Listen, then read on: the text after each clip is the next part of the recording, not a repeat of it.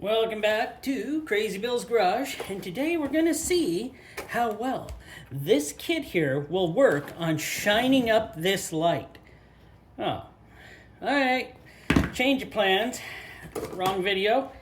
Well, we're going to see how I can retrofit in this light into that socket there and see how well that'll do.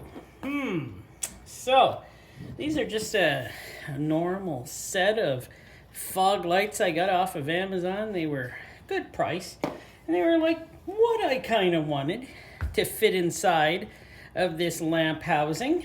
So that's what I'm going to do. Now, there is a few things I got to do here before I get this all retrofitted in there. And hopefully I can do this right. Actually, I probably will do it right. I already have one done that I'll show you when I get farther into this. So first we got to take this one out. And there's a few things here. So these are off my Subaru Forester. These things are like $100 a piece. There was no way I was gonna buy $100 a piece. I got this thing off Amazon, plus another one, a 2-pack, for like, I think it was like $14-15.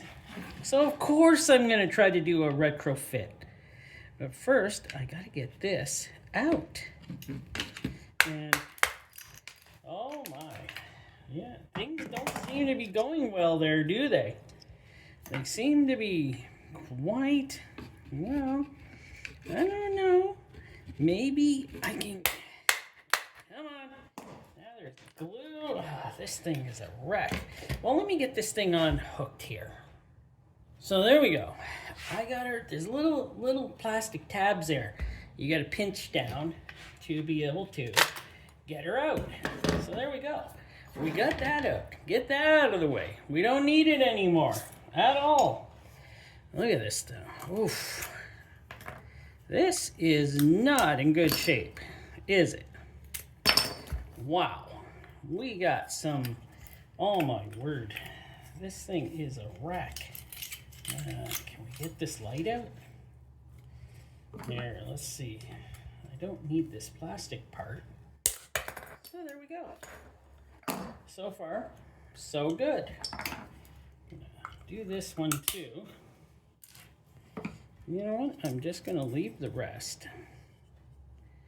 Ooh, I want to be able to get that out. Let me get something. I need something to unspin the screw adjuster. So, okay. We're going that far. That's not going to work. That's not going to work at all. What is going on here? Let's try these. Ah, they work.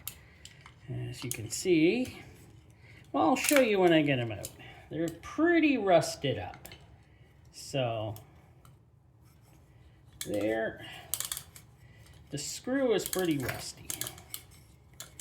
But I'm gonna get them out of here. There we go. This part is keepable. There's this little dongle here. Anything else need to go right now? Oh, right. We have a little piece of metal there that's gotta go. So, use my good old vice grips,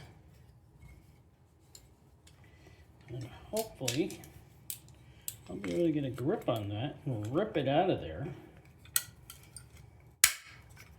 And we'll see.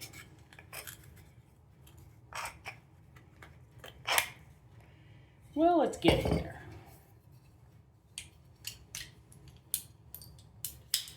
Piece of metal. Yeah, twist her off. That's fine for now. I'll take care of the rest of that later. For sure. So there. Now, well, let's do a little cleanup here. So now we have my concoction of, what is it? Toilet bowl cleaner. Yeah, that's what I use for cleaning up metal surfaces and stuff. Toilet bowl cleaner. We're just gonna stick that in there. And we're just gonna leave that in there for, I usually leave them in for about half an hour or so. Usually does a great job of cleaning up all the metal, and then you just rinse it off. I'm also going to stick this in because this toilet bowl cleaner does not affect plastic. So that's going in there, and that'll clean up the threads on rusted material. Now, what I also use toilet bowl cleaner for, you know, your usual toilet bowl cleaner, is to clean up rusty bolts. Just leave them in for a couple hours is what I do. I do that, and in no time, those rusty bolts, the rust has been eaten all away from them, and then all you do is just wash them off. And that's usually my way of using a rust eater kind of like material. And I gotta say though, make sure you wear gloves if you're putting your hands in that stuff, because that stuff is super caustic, and it will, let me repeat, not grab, but burn your skin. So please take caution if you use that. I'm also taking this little clip from this, from here, and I'm just gonna chuck that in there. That'll leave the rust away on that too. So we're gonna leave this for now, and I'm gonna bring in one I already finished. So here you are with one I've already finished, and one I've already cleaned up, and one I've already sealed up and ready to go back into the housing. So then it can be screwed back into the bumper cover. And plus, I'm be getting some new connectors for this light. But maybe I should show you how well this light works. Now, how can I do that? There's gotta be a way. And I'll figure it out. So there we are, we got the light. Excuse me, frog in my throat. Light aimed at the wall there. And we're just gonna hit the switch here, and there you go. And there we go. That's the light we get from it. It's pretty bright. The camera doesn't show it being as bright, but believe me, it is pretty bright. So there we go. What next? So what did I use? Well, I used RTV on the outside here to hold it in and get it stuck in. I actually used, what's this stuff called? It works really well. E6000 non-flammable stuff. So that's what I use. Transparent. Works great for gluing in the light. And then I used RVT sealant. I use Clean Flow gasket, Black 470, high temp gasket sealer to be able to hold in the light, and it's held in there. But this one was rougher than the one I just showed taken apart. So, and to put her back in, we just have to follow the steps of how I took her out and make sure we get the round thing in the hole. And there we go.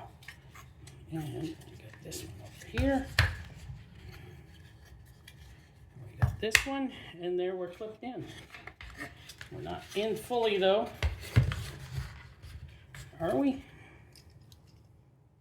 Yeah, we are.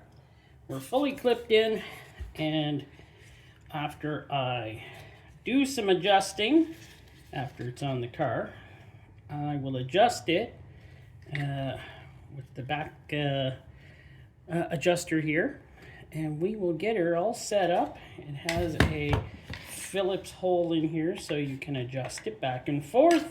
This is not a Phillips, as you might have noticed. Where? Do I have a Phillips up here? Well, I do. It's a small one, but we can adjust it. You see it will turn. And yep, that way. And go this way to bring it back towards me. So that's how I did do this, because these lights are so expensive. I wanted to have the lights back in there, but yeah, it looks a little ugly, but you know what? It's better than what was in there, right? So hopefully, that's a spoon. Don't know why it fell by itself. What's going on here? Oh, okay, it was just teetering. Okay, and well, yeah, there you go. Retrofitted in with some LED lights, and I'll do the same with the other one, and I'll show you how well that's going. And it's doing its cleaning, because this thing gets all weird and puffed up. That's why I had to put it in another bowl, because it starts pouring over the top as it's eating away whatever grime there is in there. But after it's all done, I only leave it in there for an hour, and it just eats it away. And then you just wash it out, let her dry, and then I can start mounting the other light in there. Well, I think that's about it. Just because they say you can't doesn't mean you can't. Sometimes you can. Well, I try to prove that I can sometimes. Thanks for watching.